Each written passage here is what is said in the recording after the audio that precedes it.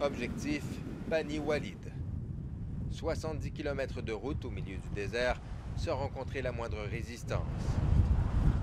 Puis, les rebelles ont établi leur base en périphérie de la ville, hissant haut leurs couleurs. Des fils Kadhafi auraient été vus sur place, alors les rebelles ne veulent pas perdre de temps. Hier, des gens de la tribu sont venus discuter avec nous pour nous demander un répit de 2 jours, mais on a assez attendu, dit-il. La ligne de front se trouve à une vingtaine de kilomètres d'ici. Les soldats rebelles sont en train de masser leurs forces ici, d'encercler la ville de Bani Walid en prévision d'un assaut. Plus question d'ultimatum. Les rebelles sont pressés d'en finir. Mais les soldats rebelles, aux portes de la ville, viennent de recevoir l'ordre de ne pas bouger, pour l'instant.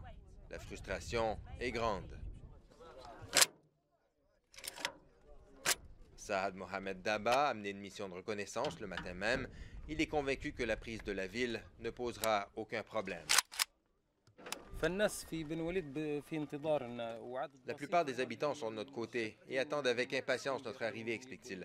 Mais Kadhafi a un noyau de fidèles et ce sont eux qui pourraient poser problème. La plupart des combattants ici viennent eux-mêmes de Bani Walid. C'est le cas, par exemple, de Khaled Ali Hussein, qui a laissé sa femme et ses 2 enfants il y a de cela 4 mois.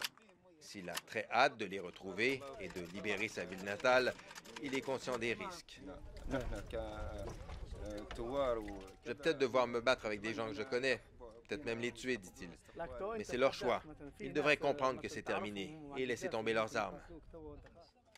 Alors que seules quelques villes échappent encore au contrôle rebelle, le sentiment d'être si près du but rend l'attente encore plus pénible. Abdallah Ben Ktanaj, en tout cas, envisage déjà avec anticipation son retour à la vie civile. Je n'aime pas les armes. Je n'avais jamais touché un fusil avant, dit-il. Mais Kadhafi ne nous a pas laissé le choix. Devant eux, une route encore parsemée d'obstacles. La route vers Bani Walid, vers une Libye sans Kadhafi. Jean-François Bélanger, Radio-Canada, près de Bani Walid.